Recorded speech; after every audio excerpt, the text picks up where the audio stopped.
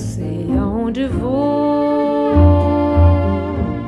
mas tenho de cruzar os riscos, o lugar, a chuva e seus túneis, uma visão em diagonal.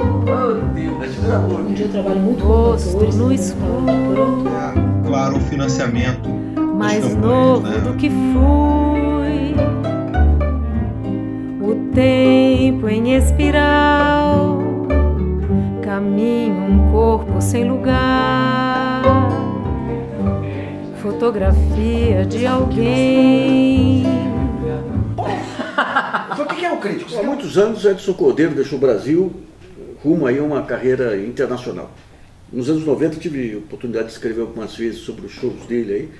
É um dos artistas mais completos que eu ouvi até hoje aí, não apenas pelo extremo, pela voz, de uma flexibilidade inacreditável, né? Canta bem todas as versões de voz que ele coloca aí, mas por um bom gosto fantástico também, né, nos arranjos e pela presença de palco. Sem se mover muito em palco, ele tem um domínio de palco monumental. E ele estava de volta ao Brasil aqui agora para lançar um CD, o Fado. Já teve uma pré-estreia recentemente no show, e é o nosso entrevistado aqui do Sala de Visita. E escuta um pouquinho da sua carreira nos últimos anos. Você está fixado na Alemanha. Na Alemanha, mas antes de tudo quero agradecer o convite de estar aqui e dizer para todo mundo que, e para você principalmente, que você, numa época que a primeira vez que você escreveu de mim, realmente me fez muito bem, porque eu fui de certa forma perseguido pela uma certa imprensa por ter essa vontade e possibilidade de fazer coisas diferentes, e era muito perseguido por isso. E eu sempre falei, o jornalista que escreve sobre música e não tem referência se perturba com o que ele não conhece. E vocês estão aqui do seu lado para dizer, esse é o homem que conhece música, não tem medo de música e me entendeu por inteiro. Então preciso te agradecer por isso. A crítica era muito ligada a esse negócio de, entre aspas, de bom gosto, uma coisa que... E a coisa da diversidade. Aí eu gravei um disco de ópera e concorri ao Grammy. Né? Eu gravei disco de música eletrônica, vendi disco de ouro. Você tem umas sertanejas lá que você deu uma interpretação fantástica. Saudade de Minha Terra, que era a música do meu pai. E moro na Alemanha agora, porque desde 94 que eu vou para a Alemanha. Tá. Frequentemente, de 94 até hoje, eu visitei a Alemanha 3 vezes por ano. E a Alemanha me abraçou e eu senti que esse abraço precisava devolver esse abraço. Edson, eu assisti o seu último show lá e eu vi a sua família lá. Essa referência básica familiar é uma âncora fantástica também, né? E aí, é sertaneja, né? A minha família é do interior de Santa Cruz do Rio Pardo, perto de Ourinhos, essa região. E era música sertaneja em casa, na verdade. Meu pai tocava violão, e a igreja, né? Eu vou dizer assim, eu não sou religioso, eu sou um ateu fundamentalista, mas eu aprendi a cantar na igreja e em casa. Né? Que igreja? Era igreja evangélica. Evangélica? Mas a família também sempre ouvi música muito em casa. Tá. Mas eu não era muito refinado, assim, no sentido assim, era muito intuitivo. Ninguém imaginava que ninguém da família fosse fazer música. Você chegou a ter formação musical? Sim. Ah, tá. Depois. Pude pagar a aula. Porque quando os seus arranjos lá, todos os tipos de música... Miguel Briamonte, né? Ah, tá. Você tinha Briamonte parceiro. Não, Miguel Briamonte, durante muitos discos e muitos anos pelo mundo afora, viajamos junto. E ele foi a pessoa que sofisticou as harmonias de tudo que eu cantava e fez arranjos maravilhosos. Sou muito grato ao Miguel Briamonte. Esse negócio de você cantar música sertaneja lá, com aquele arranjo, sem descaracterizar a música. É meio coreto, mas tem harmonias sofisticadas, mas ele deixou no coreto. Ele não tirou a música do coreto, que eu falei, Miguel, vamos fazer as suas harmonias riquíssimas, mas eu quero ainda ter o cheiro do mato ali, entendeu? E ele entendia essas imagens que eu colocava, porque eu vim do teatro também, né? E o Miguel, o rei da harmonia. Né? Você, a sua estreia foi em Hair, não? Foi antes? Foi antes até, um musical que novo que se escreveu chamado Amapola, uma ópera rock que não ficou muito tempo em cartaz, aonde eu conheci Miguel Breamonte, porque ele fez todas as músicas, eram todas músicas inéditas. Tá. E eu conheci Miguel, falei, um dia eu vou trabalhar com esse cara ainda na minha vida, e não larguei mais. Aí fiz Hair, aí trabalhei de contra-regra no musical da Estrela d'Alva, que era uma homenagem a Dalva de Oliveira, que a Marília Pera fazia, e não tinha papel para mim, eu fui trabalhar de contra-regra, eu ficava embaixo do palco levantando o microfone, ia abaixando o microfone, e conheci o repertório da Dalva de Oliveira e da música brasileira, e fiquei apaixonado por aquilo. Tudo eu vou trazendo assim, vou armazenando para mim. Tá. O seu primeiro CD, qual foi? No dia Edson Cordeiro, que era o CD onde eu gravei, convidei a Cassélia para gravar um dueto comigo, que eu canto a Flauta Mágica de Mozart, e ela canta I Can Get No Satisfaction. Foi meu primeiro LP. E de lá fiz vários... E essa miscelânea você manteve na carreira internacional? Sim. De vários ritmos? Sempre. Isso não é uma coisa feita em laboratório, inventada em laboratório, é uma coisa que é minha mesmo. Me chamam para cantar um recital de música barroca, com orquestra de música de época, eu vou e canto. E agora tem um show só de samba com um violonista alemão que ama a música brasileira e morou aqui no Rio de Janeiro. E é assim, eu vou fazendo isso. Você teve uma gravação daquele do Saião? Que foi o Miguel, né? Vamos falar que esse é o toque do nosso maestro Miguel Breamonte, que eu fui convidado para desfilar na Beija-Flor, porque era homenagem à cantora lírica Bidu Sayão, e eu falei, Deus, esse é histórico, porque eu sempre fui fã da Bidu Sayão e sei da importância dessa cantora no mundo, na história da música clássica, e pouca gente falava dela. Aí fizeram esse samba enredo, eu falei, e aí não conseguia nem cantar, durante o tempo eu não conseguia nem cantar, que eu chorava, porque me emocionou muito, e o Miguel fez um arranjo. Não, Quando é que você começou a perceber essa flexibilidade? Bom, a flexibilidade de voz você percebeu sempre, né? Mas quando que você começa a usar a voz assim nas diferentes escolas de interpretação? Mas é engraçado falar um pouquinho da flexibilidade, porque quando eu era criança, eu não conseguia assoviar que nem os meninos faziam. Aquele assovio que até hoje eu não sei. É um grande complexo meu também. E o que eu fazia? Fazia com a voz. Eu tinha um super agudo já na época, e fazia com a voz. E aí senti que quando a voz mudou, não mudou, a flexibilidade continuou. Então eu tinha uma flexibilidade e uma musicalidade, porque só virtuosismo sem musicalidade já não ia adiantar nada. E aí eu consegui enganar meus coleguinhas durante muito tempo, mas aí fui o teatro, né? Enfim, no coro da igreja, eu queria cantar com os sopranos, então eu ficava sentado ouvindo os sopranos e conseguia cantar igual. E foi isso. Ninguém tentou te levar para música erudita, para ópera? A minha família, meu pai é mecânico, era mecânico de casa, minha mãe costureira. Muito simples, a gente vivia num mundo que não se pensava na possibilidade de alguém fazer uma carreira desse tipo. Era muito, né? Não tinha essa história. O teatro foi... Porque esse show que me chamou muita atenção ali, que no Tom Maior que você fez lá, porque você não se mexe, você não se movia muito no palco, mas você tinha uma capacidade, obviamente a voz contava também, de ir crescendo lá, praticamente aquela figura miúda ia crescendo, dominava sem... De onde? A intuição também? Ou... Também, mas muito do que eu aprendi com os meus diretores, que eu já trabalhei com Vladimir Capella, já trabalhei com Cacá Rossé muitos anos, e com os atores meus amigos, né? Eu falo assim, eu sou um ator, eu sou tão bom ator que eu convenço que as pessoas que eu canto. Imagina se não cantasse.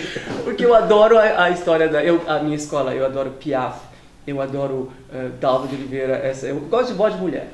Tem uma música que eu gravei da Sueli Costa e Abel Silva, que Miguel também fez um arranjo lindo, que chama Eu Quero Ouvir por Toda a Minha Vida uma Mulher Cantando Pra Mim. É essa voz que me guia. Olha só.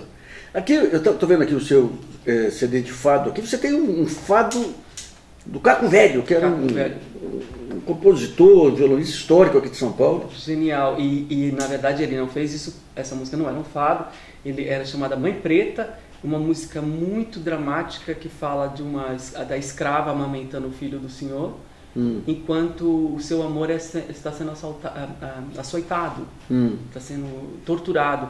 Uma letra muito forte e importante da música brasileira, e eu acho que a Inesita Barroso deve ter gravado isso no original, que se chama Mãe Preta. E a Amália ouviu, levou para Portugal, foi gravar, e o Salazar, o ditador, não deixou que ela gravasse com essa letra porque era muito política. O fado, a partir da década de 36, mais ou menos, foi completamente censurado, né? Não podia falar nada de política. E ela mudou, eles mudaram, fizeram a letra, o Davi Mourão fez a letra chamada Barco Negro, que também é genial, fala a história da mulher do pescador que fica esperando o amado voltar e ela enlouquece, e as velhas da praia falam, ele não volta mais. E ela grita, vocês são loucas. É lindo demais. Aqui se pegou... Mas é fado puro. Tá. Eu gravei fado puro. Aqui se pegou basicamente os fundadores, digamos, os clássicos.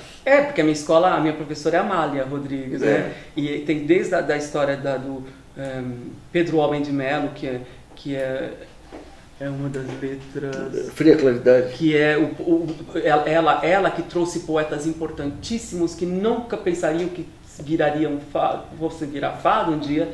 E eu faço essa parte do fado. Eu faço o fado quase folclórico também. Esse é um dos grandes poetas, é anos 30 também? Não.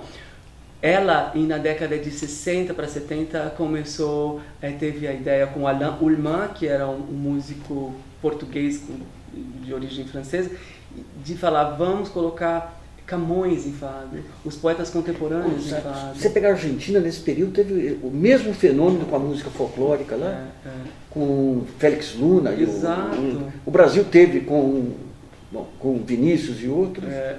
A grande poesia indo para a música. E a Amália é a responsável. A Amália, não se fala de fado sem a Amália. A Amália é a minha referência. E aí estou lendo tudo, aprendendo tudo. Agora, no show, é bom que se diga assim que o show, eu vou pro choro, pro samba, e com esses músicos, que é Wallace Oliveira, que é um jovem genial guitarrista. Aqui foram portugueses, mas aqui eu faço com Wallace Oliveira. Wallace é o que tocou com você no último show. Muito guitarra bom. Portuguesa, e Sérgio Borges, que é o professor do Wallace. Então tem dois mestres no palco que tocam a guitarra, o violão. E aí a gente vai pro choro, não fico só no fado, não. Bom, eu vi o Novo Fado de Severa aqui, que é outro clássico também. É lindo. O Novo Fado da Severa foi o primeiro, foi a trilha sonora do primeiro filme falado de Portugal. Olha só. E a Severa, que é uma personagem que existiu no final do século XIX, que é considerada, a primeira cantora de fado, é a Dama das Camélias de Portugal. Você que está estudando o fado aí, acho que foi o Tiorão que trouxe aquela tese que o fado foi desenvolvido no Brasil por portugueses saudosos. 2 ou 3 vertentes de histórias. Tá. Que fado vem do africano, mas não é... Enfim, é uma das teses. Tá. Porque fado tem uma palavra árabe, que eu esqueci a palavra, mas que também tem a ver com cantinela e lamento, porque mais provavelmente o fado veio do árabe, porque foram 800 anos de árabes na Península Ibérica. É isso. Né? A Susana Travassos, que é uma cantora portuguesa que está aqui em São Paulo. Eu vi, menino, que incrível. Ela também convida uns músicos geniais. Mas ela tocando sanfona lá e os temas lá, é música árabe direta. Olha, conheci o trabalho dela esses dias. Muito acho que ela gravou com o que música. Eu vi o vídeo. Que musicalidade, que mulher incrível. Então, mas a ligação com a música árabe lá tá permanente. E a temática é o barco, a paixão, o amor, fracassada, a saudade. Mas com o Salazar, antes do Salazar, o fado era também muito político, muito crítico e muito sacana. Olha só. Isso perdeu-se um pouco assim, a partir daquele momento do Salazar, teve que se mudar um pouco a temática. Teve uma história do louvor à pobreza. O Salazar falava, estimulava as pessoas a falar, a alegria da pobreza está nessa grande riqueza de dar e ficar contente. Né? A ideia de ser, eu sou pobre e sou feliz e não vou me resignar. Mas é bonito. Tudo que vai... A música escapa. A música a gente perdoa. O poeta tem que escapar e ele escapa da forma dele, que ele pode.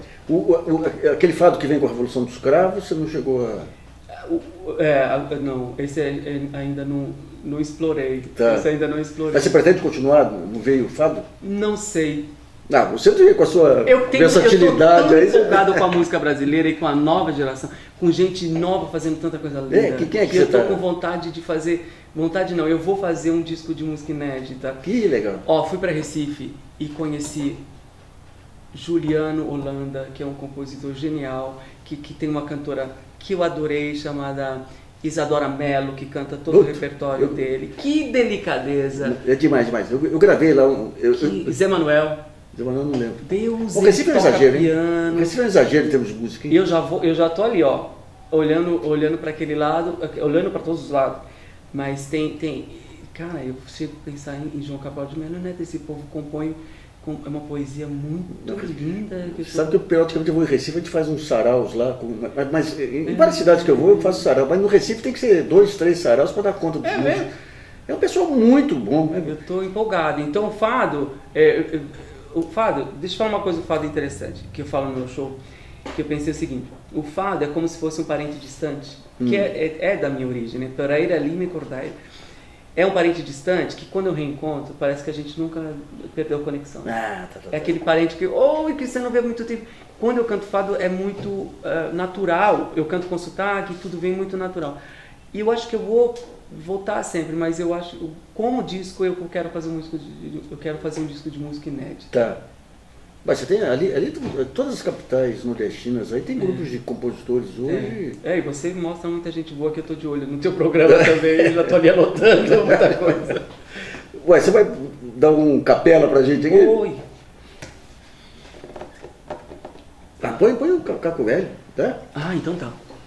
Por quê? Vou cantar isso aqui então. Deixa eu ver. Se precisar de um violão aí, tem. Quer dizer, minha capela, velho. Da manhã, que medo que me achastes feia, acordei tremendo, deitada na areia, mas logo os teus olhos disseram que não, e o sol penetrou no meu coração. Mas logo os teus olhos disseram que não, e o sol penetrou no meu coração. Que lindo, hein? Que lindo, hein? Bom, essa diversidade sua também, que está ligada à diversidade musical brasileira. Brasileira. Né? Com mais um pop que você incluiu depois. E eu sou de São Paulo, eu não nasci olhando para o mar, então também tem essa coisa urbana, que é uma coisa que o alemão, quando eu cheguei lá pela primeira vez na Europa, era diferente, porque eu cheguei com umas referências urbanas, porque eu não sou um cantor, aquilo que eles esperavam de um cantor brasileiro típico também, né? E essa mistura toda aqui. E você já testou em alguma ópera, alguma coisa assim? Ópera, montagem não. Só concerto, né? Concerto, eu não tenho essa estamina, essa predisposição de nervo. É muito nervo, muito tenso. Eu faço as áreas e adapto para o meu jeito de cantar. Das canções brasileiras aí, do século XIX, XX, Valdemar Henrique, você falou Valdemar Henrique, o Carlos Gomes. Isso requer uma sofisticação e um estudo que eu não alcanço. Tá. Né? Certas coisas de repertório de música clássica eu vou lá para o barroco europeu mesmo, de coloratura, de música que foram escritas para os castrados no século XVIII. Então esse é repertório que eu sinto que eu consigo. Todo o castrate lá, ele tem aquele. O agudo a gente sabe, mas você tem um grave também aí? Os castrados tinham também. Também é? Porque o castrado do século XVIII, para quem está vendo agora, então, foi uma ideia da Igreja Católica de percebendo que os eunucos árabes não mudavam a voz, a Igreja tomou a ideia porque o coral tinha que se reciclar e não podia ter mulher cantando. Então se castravam os meninos e por ser feito em um homem, e o homem, eles cortavam uma veia que produzia a testosterona, aquele ser crescia, né, com a força do torácica do homem e com cristalina pureza de uma voz de uma criança. Que coisa. Né, que não era nem mulher, era uma coisa quase infantil, pelo que se lê, os registros que se fala. E tem um registro gravado em 1902, do último castrado da Capela Sistina, chamado Alessandro Moreschi, que você ouvindo a voz, você entende como poderia ter sido um castrado no século XVIII. E eles tinham graves, muito poderosos, e agudos também. E uma respiração absurda, né? Eram máquinas de cantar. Os eunucos árabes também era para o canto? Não. Para proteger o harém.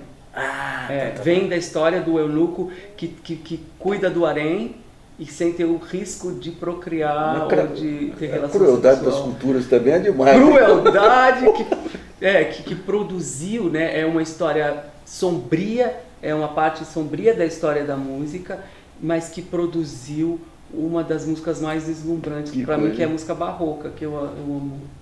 O barroco ele vem dessa entrada dos castrados? Porque os compositores viram aquilo da igreja, saiu da igreja pro teatro, e eles viraram grandes estrelas, entendeu? Porque eles foram feitos para cantar para Deus.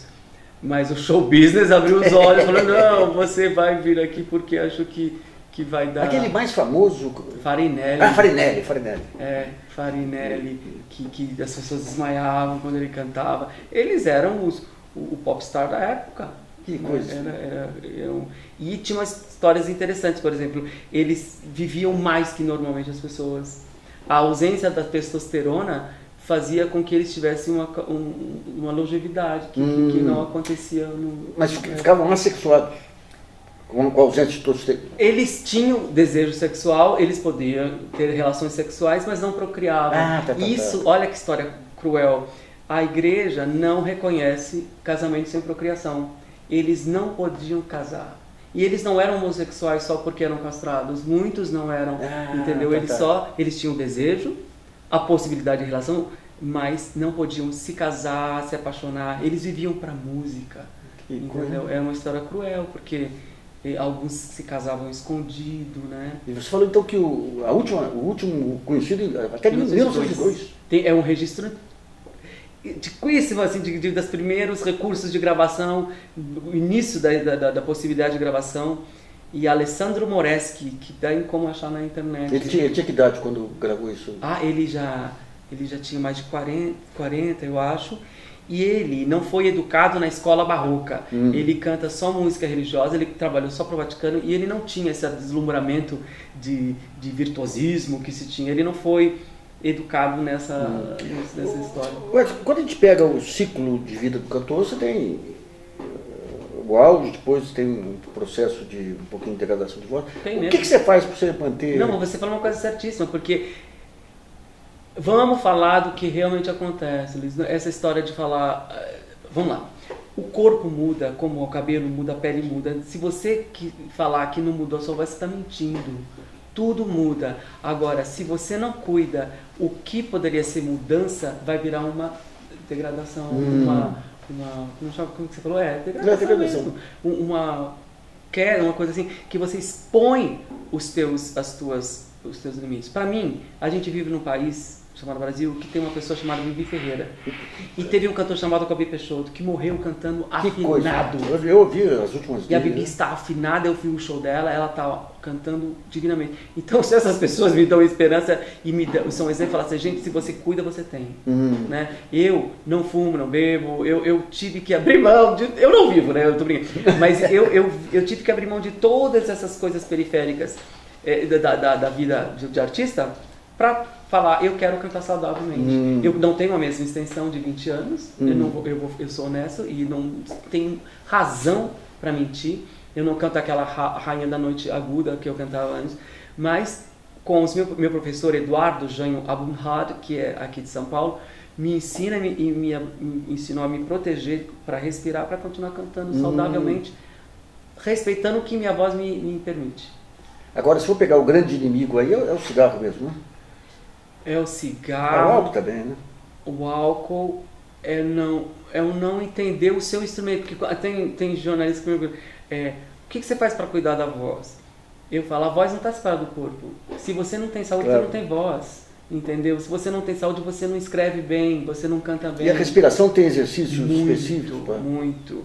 Eu espirro me protegendo. Eu me espirro pensando no suporte vocal. Eu não faço nada que agrida a voz.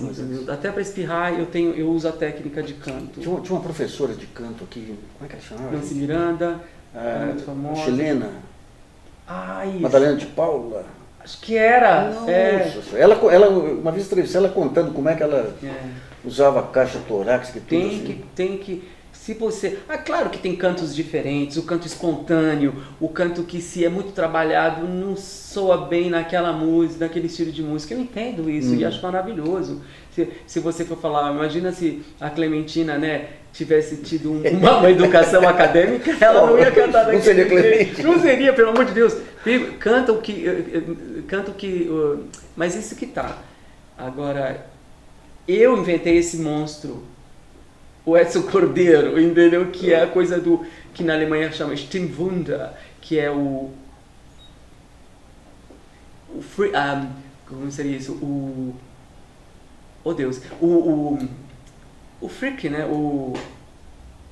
Oh Deus, peraí, como traduz isso? A coisa do aberração. É a aberração da voz, entendeu? Eu inventei esse monstro e eu tenho que preservar esse monstro que eu inventei. Eu sou mentor, eu tenho que cuidar disso aqui. Não, mas o povo quer sangue, a plateia quer sangue. Isso irrita às vezes certos críticos falar, por exemplo, boas críticas vieram desse CD, mas uma pessoa escreveu, mas Edson, e foi bom porque Edson não é tão virtuosístico e podemos ver a sua interpretação melhor. Eu digo uma coisa, e eu tenho a oportunidade de falar aqui do seu lado, e o seu, né, você abriu a câmera para mim falar, o virtuosismo em mim só existe porque é uma emoção. O virtuosismo é quando a emoção explode. Eu não sou nada, a minha emoção inclui o virtuosismo. Toda razão. Né? No instrumento você vê isso. É claro que se você entende o virtuosismo só com uma demonstração barata, separada, não é. Mas o meu virtuosismo é quando eu não aguento mais e explodo. Não tem nada a ver. Vamos pegar, nessa flexibilidade de voz aí, você pegou vários estilos de interpretação, coloca o molho Edson Cordeiro, mas você pega instrumentos também, você emula, que instrumentos que te inspiram a criar estilos de interpretação? Depende da música. Eu penso muito, às vezes, no cello, no fraseado do cello. O canto, às vezes, para mim, é muito pensando no segurar da nota, né? Nessa passagem. Na passagem da nota que você pensa tudo legato, mesmo fazendo nota por nota, né? Porque você não vai... Essa é a coisa que eu penso. Eu penso muito no instrumento de corda, no cello, no violino, quando eu canto. Nessa arcada, sabe? Na arcada da história. Você toca instrumento? Não. Não? Eu gosto de pandeiro, mas eu brinco... Nunca tive coragem de me expor a esse ridículo, mas eu não toco. Mas eu sinto muito... a coisa rítmica, eu gosto de brincar com percussão. Se eu fosse tocar mesmo. Maravilha. Beleza, João. Obrigado, eu que agradeço, querido. Eu preciso ligar um programa aqui de gravação. Vamos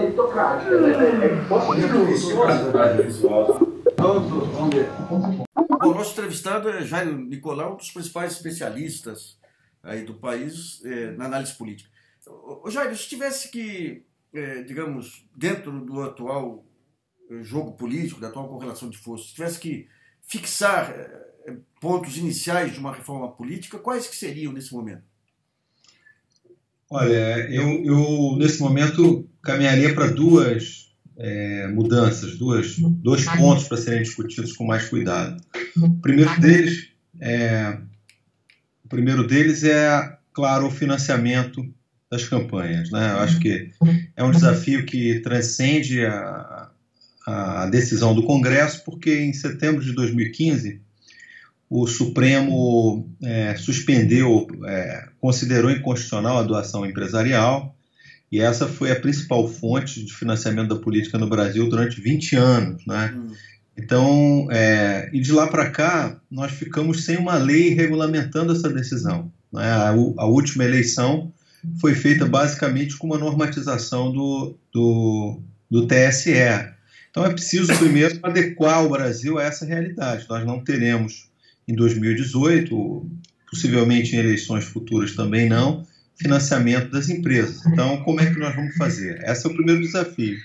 E o segundo tem a ver com o que os cientistas políticos chamam de fragmentação partidária, né? Ou seja, essa enorme dispersão de poder partidário que nós temos no Brasil atualmente, né? Quer dizer, isso é inédito não só na nossa história, ou seja, o número... todo mundo fala do grande número de partidos que a gente tem no Congresso, mas não é o grande número que importa mais, é que nós não temos um partido hegemônico, nós não temos forças políticas dominantes. Então, o PT, que foi o partido mais votado na última eleição para a Câmara, teve pouco mais de 13% das cadeiras, né? Então, é uma Câmara que é difícil de manejar, vamos dizer assim, para o presidente. A própria ex-presidente Dilma fez referência a isso, né? Como é que eu monto uma base de sustentação com 14 partidos? Né? A pergunta dela. Então, acho que são esses dois desafios. Tentar enfrentar o problema da hiperfragmentação, com mudanças na legislação, e criar uma nova moldura, vamos dizer assim, para a competição política sem o financiamento das empresas. Uma das críticas que se faz a essa tentativa de regulamentar um fundo público é que ele seria administrado pelos parlamentares que foram eleitos aí pelo modelo anterior, né? Como resolver esse problema circular aí de ter que reformar um modelo que elegeu as pessoas que deveriam reformar o modelo? Esse é um problema, acho que todas as democracias do planeta vivem em período ordinário, ou seja, toda vez que se fala em reformar a política, com exceção de momentos constituintes, né, é o próprio Congresso, é a própria Câmara dos Deputados eleita que tem que se autorreformar. Por isso que é importante a pressão da sociedade, o controle da opinião pública, né, para pressionar um pouco os congressistas. Com relação ao financiamento das campanhas, o que aconteceu é o seguinte: na última eleição, as empresas, a última eleição geral, né, que foi 2014, as empresas doaram de maneira, vamos dizer assim, no Caixa 1 registrado, valores que eu atualizei na semana passada, são 4 bilhões e 400 milhões. Esse foi o dinheiro que as empresas doaram para os candidatos a todos os cargos em 2014. Então, o desafio agora é o seguinte: 2018 não pode ser uma eleição do mesmo custo, porque as empresas não estarão. Os deputados e os senadores estão preocupados, e toda a elite política, o que nós vamos colocar no lugar desses 4 bilhões? A proposta que foi sugerida pela Comissão de Reforma Política foi criar um fundo que é metade disso, 2 bilhões e 200 milhões. Eu concordo com o que muitos têm dito, né, que é quase impossível que a democracia tem custos, é impossível que não tenha algum aporte estatal para as campanhas. Essa é a tendência no mundo inteiro. O problema é o seguinte: como é que nós vamos criar mais um fundo de financiamento da política no Brasil sem uma capacidade do TSE, das instituições de controle fiscalizarem o uso desse dinheiro, né? Porque todos os problemas do Caixa 2 que a gente tem visto aí nessas denúncias, às vezes passa pelo Estado, né? E às vezes é um contrato privado, vamos dizer assim. E em setores de lobby, por exemplo, a gente viu isso lá na época do referendo sobre as armas, né? Alguns deputados são lobistas, então eles recebem recursos das empresas para financiar as campanhas dele. Não necessariamente ali tem um uso de recursos estatais desviados. Claro que tem muito isso, mas nem todo o dinheiro do Caixa 2 é necessariamente um dinheiro que foi, digamos, subtraído do Estado. O desafio agora, se a gente cria um fundo eleitoral, é o seguinte: qualquer tipo de desvio é de recurso público, não é? Não é mais um desvio intermediado pelo sistema que a gente vivia. Então eu fico muito preocupado porque o TSE não tem capacidade de fiscalizar essas contas. A gente sabe que quando esse fundo aparecer, muitos candidatos vão se animar a se candidatar, né? Já que o dinheiro é do Estado, que eu vou gastar pouco comigo, já tenho um dinheiro garantido para a minha campanha, novos partidos vão ser criados com esse intuito. Então a gente está numa situação de difícil saída, né? A gente tem que criar um outro sistema de financiamento, ele tem que passar por um pouco de dinheiro estatal, não tem jeito, mas eu tenho dúvida se a gente precisaria, nesse momento, criar um fundo exclusivamente para campanha. Se não seria melhor dar uma injeção, vamos dizer assim, de metade do valor do fundo partidário em ano eleitoral, enfim, já usar o fundo partidário como caminho, que já que ele existe, né? Mas não é fácil sair dessa situação. Rogério, e essa questão que é colocada aí da falta de democracia interna dos partidos, dos diretórios provisórios, das intervenções da cúpula, aí, isso aí não teria que ser resolvido antes de resolver a questão do financiamento de campanha? Também, né? Quer dizer, na verdade, no Brasil, os partidos são muito controlados pelo Estado, não é? Esse assunto, por exemplo, se a gente tivesse discutido em Portugal ou na Argentina, se os partidos têm comissão provisória, não tem, problema dos partidos. Mas no Brasil, o fato é que o TSE, a Justiça Eleitoral, controla muito a vida partidária, desde as filiações partidárias, que não são um contrato individual que a gente tem com o partido, né, como um clube, como é na maioria dos países. Aqui até a filiação ela é, digamos assim, ela é inspecionada, ela é registrada pela Justiça Eleitoral. Então tem essa realidade no Brasil. Hoje os partidos preferem não criar diretórios definitivos nos municípios, porque se eles têm uma comissão provisória, o diretório estadual pode intervir, né, em situações de conflito. Então, na verdade, é o diretório estadual que fica com o controle dos diretórios municipais provisórios, e qualquer conflito ali, se ele quer indicar alguém alinhado com a política dele, ele faz isso. Então, praticamente todos os partidos, PMDB, PSDB, mesmo o PT em menor escala, mas PTB, agora o novo PSD, optaram por essa estrutura curiosa. Eles não criam diretórios definitivos nos municípios, ficam com comissões provisórias, e essas são controladas pelo Estado. Mas, sem dúvida, qualquer discussão, por exemplo, sobre financiamento de campanha, sobre fechar a lista, a ideia que também foi sugerida nessa comissão, né, substituir o nosso modelo de eleição de deputados por um modelo de lista fechada, isso pressuporia uma nova configuração da vida dos partidos. E como você chamou a atenção, os partidos brasileiros, com raras exceções, eu acho que o caso mais bem sucedido, com todas as dificuldades que vive, é o PT, né? O PT é um partido de mais de 3 décadas que tem feito um esforço muito grande, às vezes mal sucedido, como foi com a história lá dos núcleos na fundação, agora com a eleição direta para a direção do partido, mas mesmo o PT tem enfrentado dificuldades de ser uma organização democrática. Então imagina os outros, né?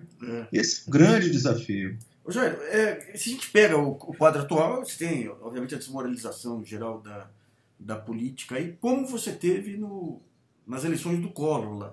O Collor tentou, na época, montar o seu partido político em cima aí do carisma dele, mas você tinha ainda o PMDB, que o próprio PSDB surgiu na época, o PT com uma história ligada aí à redemocratização. Nessa reestruturação partidária, com essa crise do PSDB e do PSDB e do PT, há alguma possibilidade de uma liderança tipo Dória ou tipo Bolsonaro tentar criar o seu próprio partido sem essas raízes históricas aí com a defesa da democracia? Eu acho que essa é sempre uma opção, né? A gente viu o Collor fazer isso em 89, naquele momento era mais fácil organizar um partido, mas ele não organizou um partido, ele se filiou a um partido que chamava-se Partido da Juventude e mudou o nome para PRN. Então hoje, com essas 35 legendas que nós temos registradas, não falta uma para abrigar uma dessas lideranças. O próprio Bolsonaro migrou recentemente para o Partido Social Cristão. Ele pode, eventualmente, mudar o nome dessa legenda ou migrar para um partido desses pequenos. Então, para os políticos que têm alguma força nesse momento, partido não é um problema. do ponto de vista... Eles podem optar para, digamos assim, colonizar um partido tradicional ou formar um novo partido, mas não é fácil formar partido no Brasil. A gente viu a dificuldade que a Rede teve, como um exemplo negativo, que revela as dificuldades, porque você tem que coletar 500 mil assinaturas, é difícil formar um partido. Então, eu acho que nessa conjuntura é mais fácil para políticos carismáticos, políticos que apareçam nas pesquisas, que de alguma maneira conectem com a sociedade brasileira e queiram disputar 2018, se filiarem a um partido tradicional e trocarem de nome. Alguns partidos já estão trocando de nome, né? Apareceu aí os Livres, né? Que acho que é o PLS, se não me engano, que trocou passou para ser chamado partido, os Livres, e assim isso vai acontecer. Então, se o Dória não for candidato pelo PSDB, por exemplo, ele pode, e agora a legislação exige só 6 meses de filiação, ele pode ficar no PSDB até o começo do ano que vem, não é? Os primeiros meses do ano que vem, se o nome dele aparecer bem nas pesquisas e o nome dele não passar digamos assim, na convenção do PSDB, ele se filia a um partido pequeno desse e vai tentar a sorte. Então o problema hoje não é partido, o problema é que forças políticas, que nomes vão encarnar a renovação da política brasileira. Não é? A pergunta foi nesse sentido mesmo. Você acha que vai ter esse redesenho, vai ser possível aí? Eu acho que sim. A minha intuição é que com toda a predominância, eu acho que a gente tem 3 partidos que se destacam em relação aos outros, né? No Brasil, por razões diferentes, o PSDB, o PT e o PMDB, mas por conta do desgaste inevitável, enfim, que esses partidos têm sofrido aí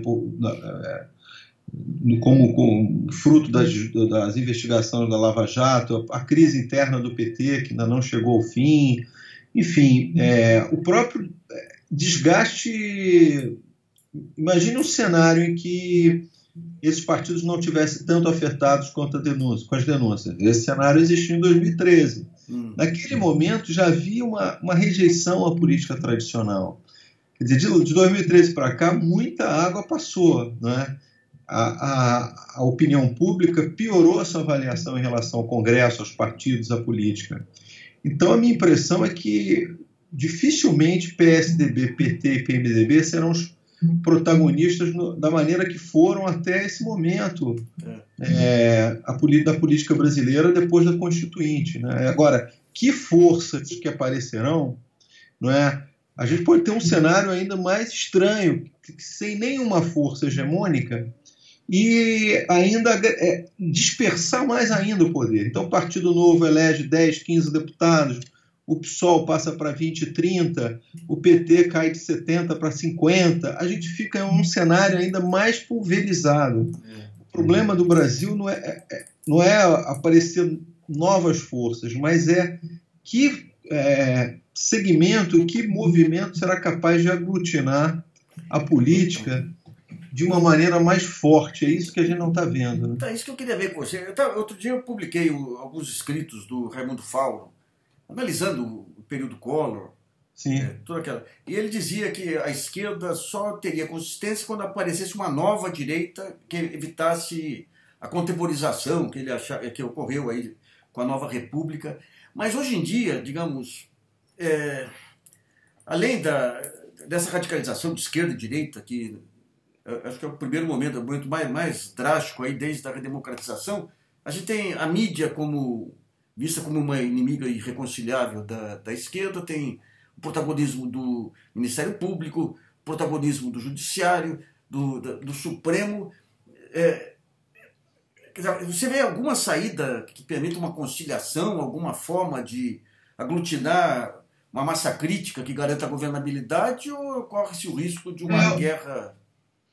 O cenário é complicado do ponto de vista, enfim, de uma solução para uma crise que começou com graus diferentes em 2013, houve uma radicalização na campanha de 2014, depois os desdobramentos por conta das investigações. Agora, como você salientou na sua pergunta, o Brasil mudou, né? Eu acho que nenhum analista político, ninguém que acompanha a cena política brasileira consegue juntar todas as pontas dessas mudanças, né? Então, as mudanças, você fez referência à predominância do judiciário, não é? É o judiciário como um todo, mas particularmente o Supremo. Não é? Há 15 anos atrás, ou mesmo na crise do Collor, o Supremo foi um ator completamente marginal. Quer dizer, ele foi ganhando poder ao longo, particularmente, da última década no Brasil. A mesma coisa em relação ao Ministério Público. Não é? São organizações que não são eletivas. Quer dizer, nós não elegemos os membros do Supremo, mas elas passaram a ter um papel fundamental no processo político brasileiro. Ela esvaziou, né, tiraram um pouco de poder do legislativo. De certa maneira, também tiraram poder de organizações intermediárias. Não é? Hoje, eu lembro que na minha juventude nós nos organizávamos em associação de defesa de meio ambiente. Isso era uma forma de ativismo. Hoje, você tem um acidente, um problema com o meio ambiente, vai no Ministério Público e aí ele entra com uma ação, ele de certa maneira, ele substitui muito do que os cidadãos faziam há 10, 15 anos atrás. Então, a gente passa por um processo de mudanças na estrutura política brasileira e, no meio disso, veio essa crise que a gente está vivendo. A minha impressão é que a gente tem um semestre, 9 meses para atravessar, né? Porque a partir da virada do ano, aí toda a discussão vai ser em relação ao rearranjo para 2018. Eu não acredito em outra reorganização da política brasileira, nem por pacto entre as elites, nem negociações entre figuras públicas relevantes, que não seja a eleição de 2018. Acho que o tecido se esgarçou.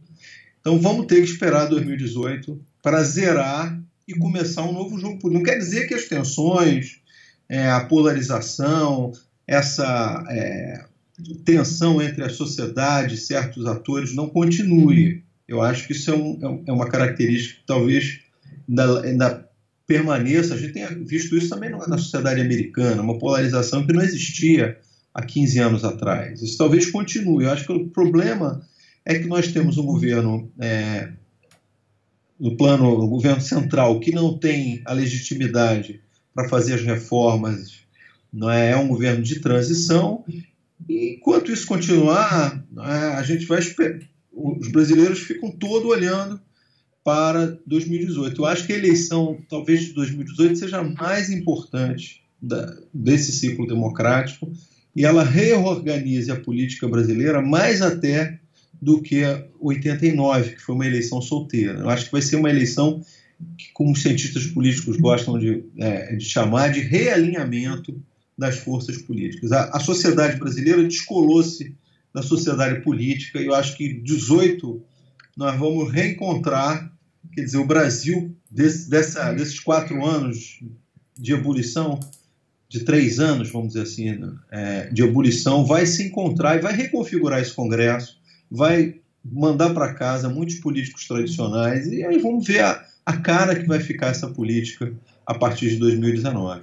Você acredita que as eleições são um fato consumado, não tem forças capazes aí de tentar...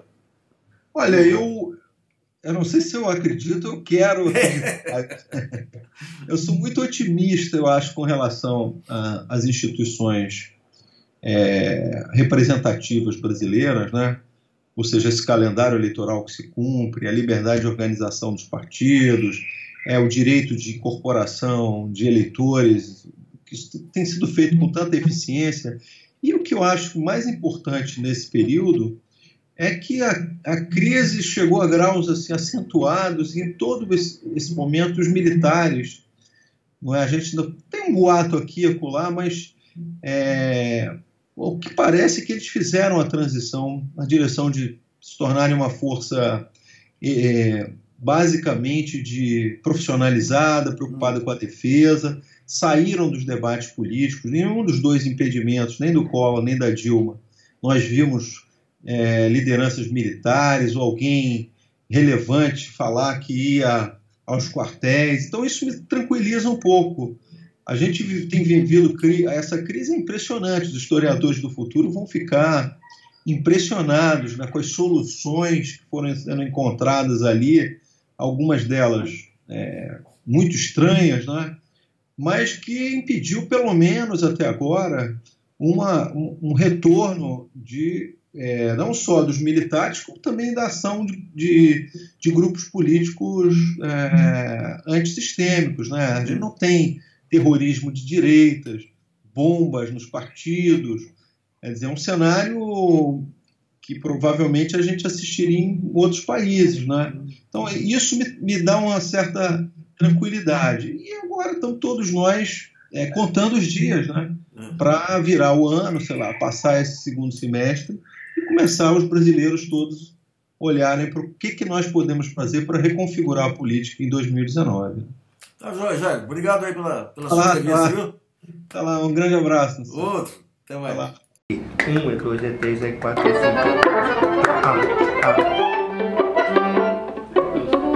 É uma composição minha com Jean Garfunkel. Uma homenagem ao Dorival Caymmi.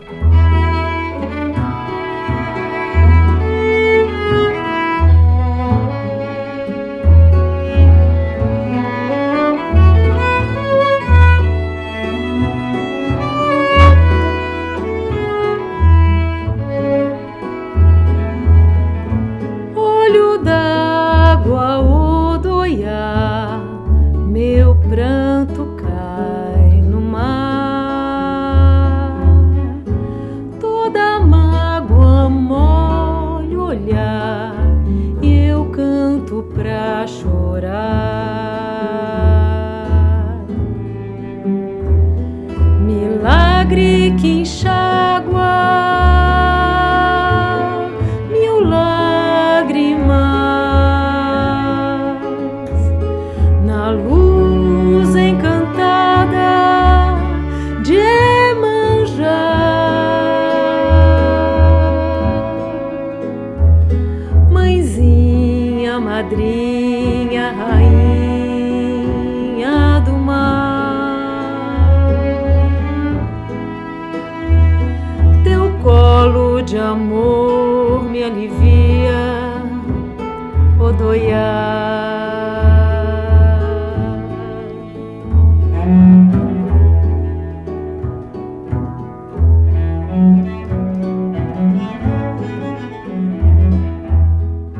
Bom, a Beth Amin tem uma carreira bem pavimentada aí na parte de formação musical, na parte se formou em Berkeley, coral da USP também. Ô, Beth, como é que começou a sua carreira musical? Eu eu cantava em barzinho quando era adolescente, depois entrei para a faculdade de fono, fiz fono, na fono continuava cantando lá nos eventos da faculdade, depois logo em seguida entrei no coral da USP. E aí entrei no grupo Beijo, que foi um grupo que teve muito... Foi famoso, né? Foi bem famoso naquela época. Aqueles arranjos do grupo Beijo de quem era?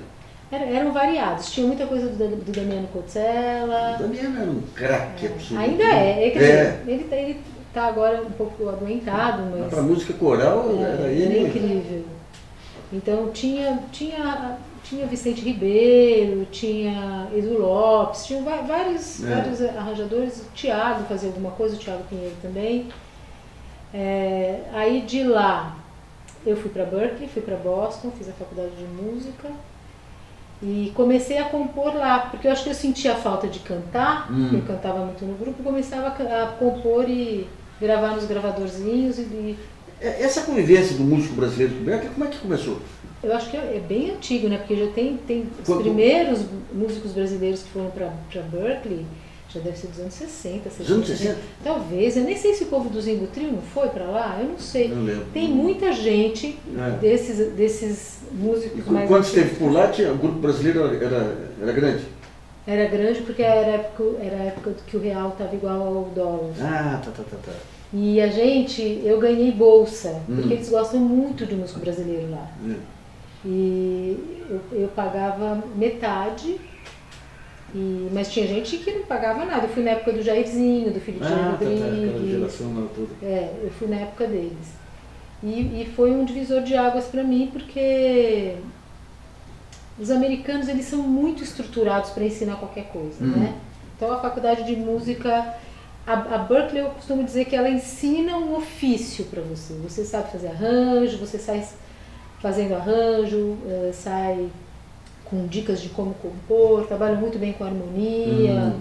Então foi um curso muito bom que eu fiz. Aí quando eu voltei, eu acabei juntando as duas coisas, a fono com a parte de canto. Hoje em dia eu trabalho muito com cantores, também dou muita aula de canto, e trabalho no coral da USP.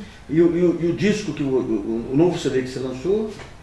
Esse novo CD foi um projeto, eu comecei eu conheci alguns poetas, o Álvaro Faleiros, que é da Fefeleche, é um professor da Fefeleche, a Anitta Costa Maluf, agora acabei conhecendo outros, o Rui Proença, o Marcílio Godoy, porque as pessoas foram vendo que eu peguei gosto de musicar poemas, então eu ando recebendo livros agora para musicar. A gente está até com os projetos de fazer saraus criativos.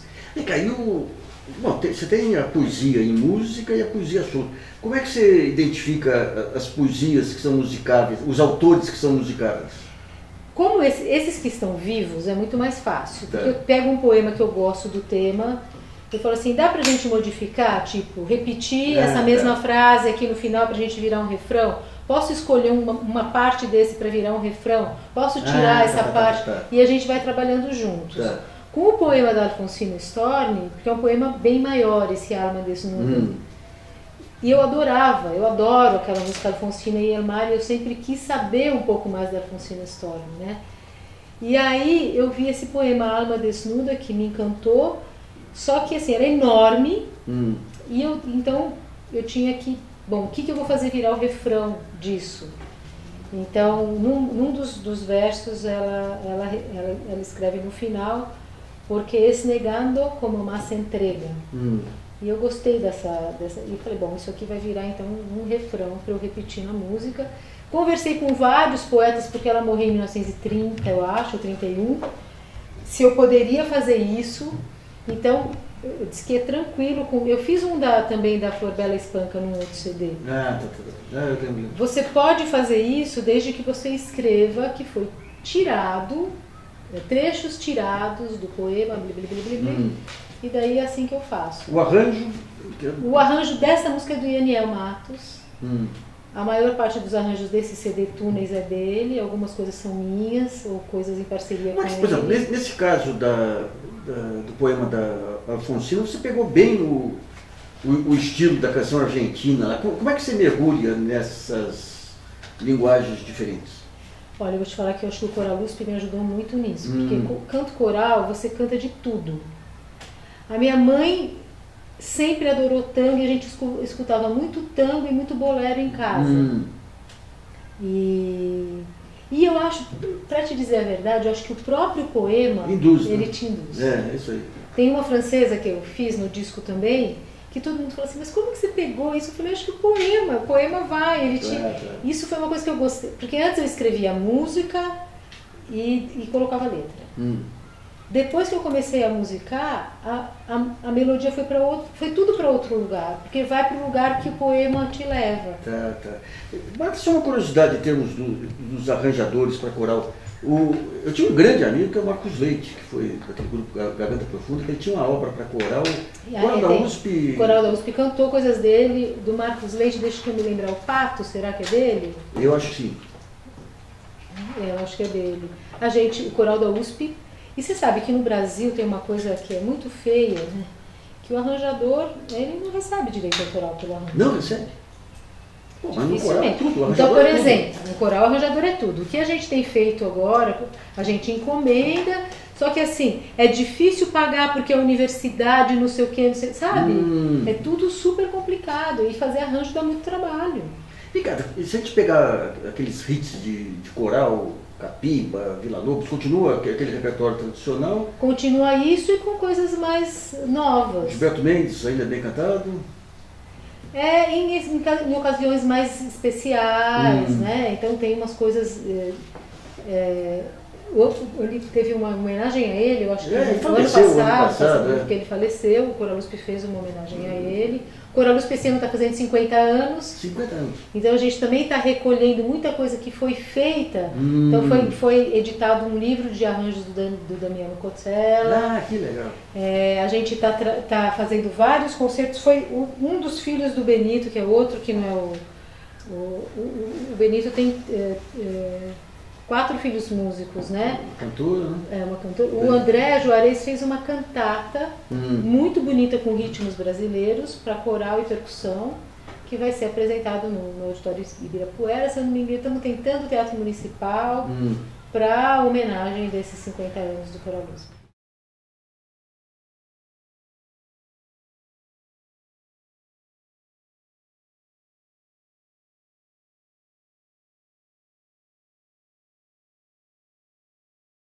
Colega de rodadas de música, O Jean do Mazzaropi dele é um clássico. Tudo, né? Tudo que ele faz. É. Essa música, na verdade, da Iemanjá, foi... O Jean tem uma cunhada que é cantora, que fazia aula comigo. Eu conheci o Jean, ele veio fazer aula comigo. E um dia, eu tinha acabado de gravar o segundo CD, eu tinha uma música que chamava Curruí. Não tinha nome, era uma música que estava super bonita, instrumental. E aí ele falou, posso fazer a letra? Eu falei, pode, porque ninguém está conseguindo colocar. E ele fez uma letra linda, e aí a gente começou uma parceria. Então a gente tem samba, a gente tem frevo, a gente tem muita coisa junto. Pegaram tudo. A gente tem muita coisa junto. E ele tem essa coisa... essa cunhada dele falou, eu queria tanto, eu estou fazendo um disco que eu vou cantar para vários orixás e está faltando Iemanjá. Eu falei, olha, eu faço a música, mas você vai pedir para o Jean fazer a letra. E aí ele trouxe essa pérola dessa letra e a gente... Eu tinha pensado muito numa mistura de, quando fiz a música, de Dorival Caymmi com Dori Caymmi, alguma coisa que transitasse um pouco aí, daí ele colocou a letra aí. O movimento musical aqui da MPB de São Paulo, como é que você está vendo hoje? Eu vejo coisas interessantes, acho que tem coisas... É que não tem só de São Paulo, né? Por exemplo, eu fui ver o Siba com Chico César esses dias.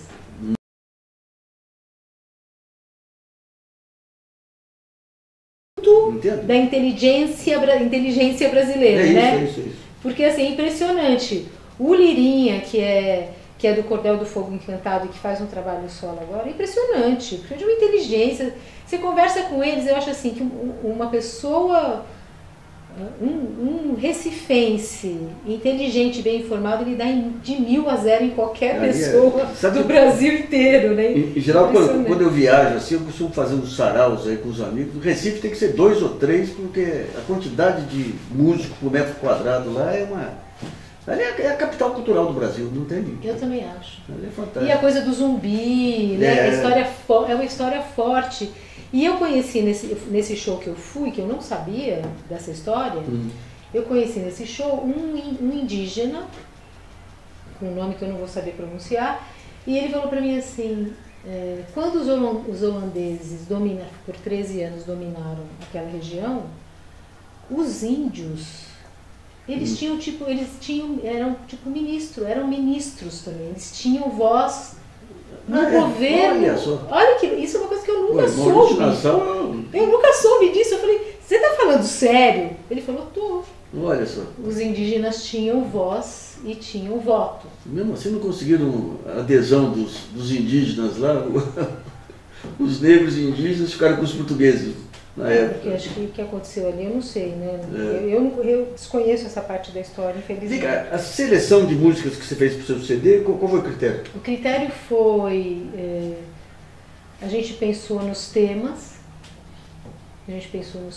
Assim, que tivesse alguma coisa que ligasse. E a ideia desde o começo, porque eu comecei a gravar esse CD de 2013 para 2014 e eu já previa... Eu estava muito angustiada, porque eu achava que as coisas iam piorar muito. Ué, você estava com uma boa intuição. Não, todos estávamos, né?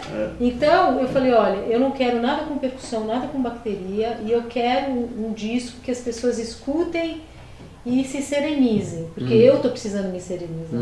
Isso é uma coisa que eu senti em mim, e continuo nessa toada. Então, a gente agora Até queria te convidar, se você... Nós estamos pensando em fazer esses que eu te falei, saraus criativos, juntando gente que escreve melodia e harmonia com poetas. Boa. E para que a gente, em cada encontro, de repente, consiga sair com uma música. Vocês têm local já? Não. Fala com o Godinho do Bar do Alemão, que ele está pensando em fazer algo similar. Ah, é? É. Um dia por Que semana, legal. por mês, juntar... A gente está pensando em fazer isso, porque as pessoas estão aflitas. Muitas vezes, quando você está aflito, é mais difícil sair alguma coisa, né? A hora que sai também sai, mas a gente está... Não estamos voltando àquelas produções de resistência dos anos 70. E tem que ser. Tem que ser. Não tem outro jeito. Tem que ser. E a carreira aí do CD? Vocês estão com o show marcado? Tem um show agora no Espaço Musical, que é a escola do Ricardo Brey, na Rua Paulistânia. Eu não sei exatamente o número. O Ricardo Brey é um músico que foi muito importante também na época do Lira Paulistana, né? Que começou junto com o Wisnik, com a Vânia Bastos, com a Nausete. Eu acho que ele chegou a tocar no Rumo, se eu não me engano, e ele montou essa escola de música que é muito tradicional em São Paulo, comprou um prédio novo, fez uma escola ali e fez um espaço para... Porque isso está acontecendo em São Paulo, que eu acho muito legal. Vários lugares. Pequenos espaços para artistas que não podem... Porque hoje em dia o Sesc é difícil conseguir. Lugares grandes eu não tenho como vender ainda, e sei lá se vou ter um dia, né? Então esses lugares pequenos, como o próprio Nóbrega fez o teatro dele, que agora vai começar a ter shows ali. Os Rodrigues ali. Tem que fazer. É isso. Mas tem vários lugares ótimos aí. E a gente tem feito assim. Então muitas vezes, como a bilheteria não dá para eu pagar os músicos, eu abri uma poupança para poder pagar pelo menos o mínimo do que eles merecem para tocar comigo. Tá. Porque eu acho que é o jeito e eu acho que a gente faz uma troca. Vem cá, a gente estava conversando um pouquinho antes aí, vários deles aí tem carreira internacional também. Tem. Que países que são mais demandantes aí de música brasileira? Japão. Então, por exemplo, esse meu CD, quando eu vou, a Trattori, que é a distribuidora, quando ela me manda o relatório de venda, a maioria é para o Japão. Para o Japão, olha só. Agora eu estou indo para a Alemanha. Quando eu fiz o lançamento do CD, o primeiro show de lançamento, tinha um alemão que é baterista de jazz de uma universidade, que eu não sei falar, Künstler, não sei falar alemão. E aí ele falou, eu quero levar você para lá, porque é um show muito bonito, os alemães vão gostar muito. O Deni, meu sobrinho, já foi várias vezes para a Europa com os grupos de choro. Então, olha só. Que são muito... Eu faço de vez em quando umas rodadas aqui, metade dos convidados estão em carreira internacional. E são muito jovens, né? Que eu acho muito bonito, né? E o CDL vai muito mesmo para a Europa, o INL para os Estados Unidos. Eu já fui para a Colômbia, já fui para o Canadá. Tem uma aceitação desse trabalho, porque também é um trabalho... É muito bonita essa... Eu acho demais, uma formação aí, as composições, a sua interpretação está de primeira vez. Então a gente está conseguindo cantar, fazer mais, né? E quem quiser o CD, você tem alguma dessas lojas? O CD tem... A Trattori tem... Se entrar no site da Trattori, www.trattori.com, vai encontrar lá, mas está no Spotify, está no Deezer, tá... É que tem gente que gosta de CD físico, né? Então, o CD físico é entrar em contato com a Trattori, e para as músicas é Deezer, Spotify, iTunes, eles estão todos lá. Tá, Júlio. Tá bom? Felipe de Souza, no violino, amigo de longa data. E ele é um amigo também já de muitos anos, a gente se conheceu aqui no Brasil. Ele já produziu 2 discos meus, espero que a gente possa trabalhar mais juntos. Toca piano eximiamente bem, é um cellista, tem um trabalho solo maravilhoso. O Cidiel Vieira, no contrabaixo. O Cidiel hoje é o melhor baixista do Brasil, toca com todo mundo quer tocar com ele. E Dani Domênico, sobrinho da titia Beth Amin, violonista, cavaquinista, toca vários instrumentos, é um super compositor, tem um trabalho solo também. Hoje em dia é vice-presidente do Clube do Choro, que eu tenho a maior honra de ter ele aqui comigo. E a gente tem tocado bastante juntos e tem sido uma alegria, porque todos eles abrilhantam o meu trabalho. Sem eles o trabalho não seria o que é, com certeza. Próxima música, Túneis, uma composição minha sobre um poema da Anita Costa Maluf.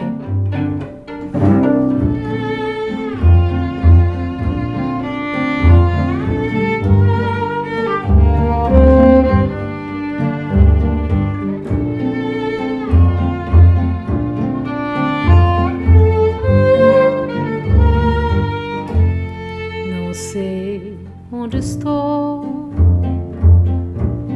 caminho sem olhar, vou longe de você,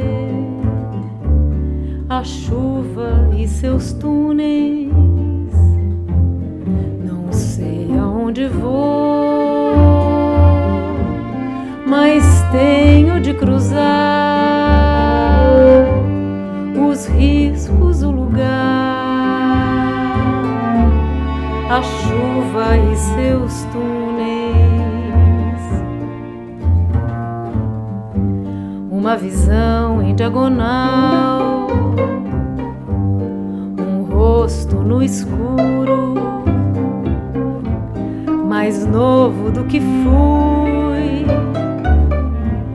o tempo em espiral, caminho, um corpo sem lugar, fotografia de alguém mais novo do que fui, um corpo sem ninguém. Não sei onde estou, nem sei como voltar pra perto de você, o tempo e seus túneis, não sei aonde vou, receio te encontrar e não reconhecer a vida e seus túneis.